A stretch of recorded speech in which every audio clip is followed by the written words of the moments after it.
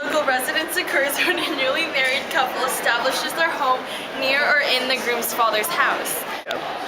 This makes sense in a society that follows patrilineal descent, that is, when descent is measured only from males to their offspring. About 69% of the world's societies follow patrilocal residence, making it the most common. Matrilocal residence occurs when a newly married couple establishes their home near or in the bride's mother's house. Not surprisingly, this residence pattern is associated with matrilineal descent, that is, when descent is measured only from females to their offspring. About 13% of the world's societies have matrilocal residence. Neolocal residence is a type of postmarital residence when a newly married couple resides separately from both the husband's natal household and the wife's natal household. It's popular and common in urban North America today largely because it suits the cultural emphasis on independence. However, economic hardship at times makes neolocal residence a difficult goal to achieve, especially for young newlyweds. Elsewhere, neolocal residence is found in societies in which kinship is minimized or economic considerations require moving residence periodically. Upon marriage, each partner is expected to move out of his or her parents' household and establish a new residence. Neolocal residence involves the creation of a new household each time there's a marriage or even when he or she reaches adulthood and becomes economically active. In Western societies, they are consistent with the frequent moves necessitated by choices and changes within a supply and demand regulated labor market. They are also prevalent in hunting and gathering economies where nomadic movements are intrinsic to the subsistence strategy. Avunculocal residence occurs when a newly married couple establishes their home near or in the groom's maternal uncle's house. It occurs when men obtain statuses, jobs, or prerogatives from their nearest elder matrilineal male relative. Having a woman's son live near her brother allows the older man to more easily teach his nephew what he needs to know in order to assume his matrilineal inherited role. About 4% of the world's societies have avunculocal residence. Ambilocal residence occurs when a newly married couple has the choice of living with or near the groom's or the bride's family. The couple may also live for a while with one set of parents and then move to live with the other. About 9% of the world's societies have ambilocal residence.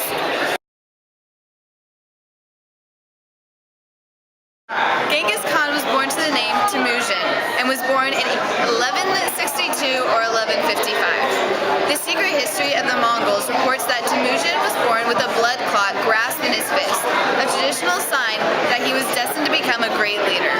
He was the third oldest son of his father Yasugi, a Kamaga Mongols major chief of the Kayat and an ally of Togrul Khan of the Karai tribe, and the oldest son of his mother Halun.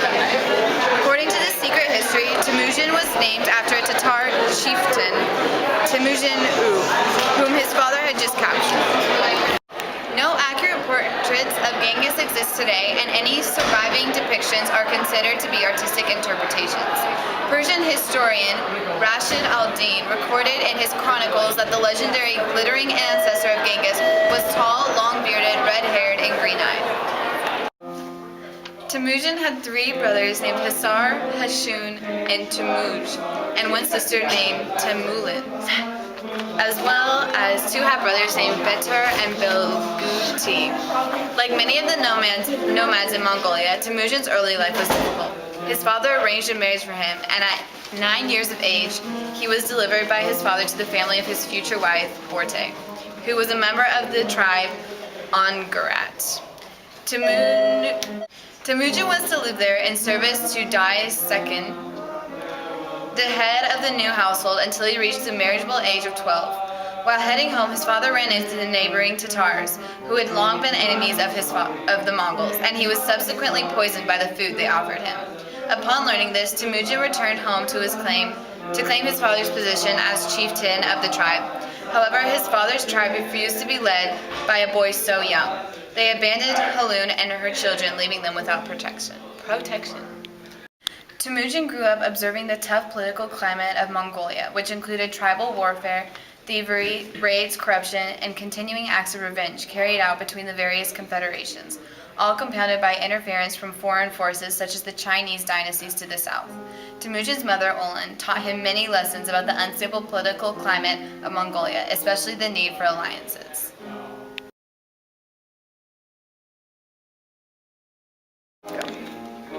The Mongols of the early 1200s were highly disciplined, superbly coordinated, and brilliant in tactics.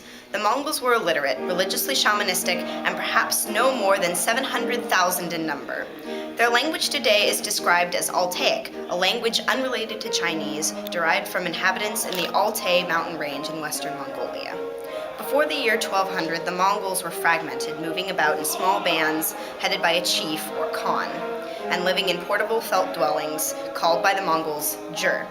The Mongols endured frequent deprivations and sparse areas for grazing their animals. They frequently fought over turf, and during hard times they occasionally raided, interested in goods rather than bloodshed. Like peoples elsewhere, Genghis Khan's subjects saw themselves at the center of the universe, the greatest people and favored by the gods. They justified Genghis Khan's success in warfare by claiming that he was the rightful master not only of the peoples of the felt tent, but the entire world. Genghis Khan continued organizing. He improved his military organization, which was also to serve as a mobile political bureaucracy, and he broke up what was left of old enemy tribes, leaving as ethnically homogeneous only those tribes that had demonstrated loyalty to him. He created a body of law that was to work on throughout his life. In essence, the Mongol Empire administered political order over a very large area of land, which enabled relative political and economic stability to follow. In the face of the ethnic, religious, and tribal diversity of the civilians and soldiers of the Mongol Empire, which eventually included modern-day Persians, Chinese, and many Turkic peoples, Genghis Khan insisted on focusing all loyalty on himself as Great Khan and no others. Thus, Genghis Khan had no room for the traditional clan and kindred-based divisions that were common in Central Asian society. Obedience was expected from everyone from the lowest to the highest classes. Any disobedience by a subordinate officer to any order from a superior officer was reason for death.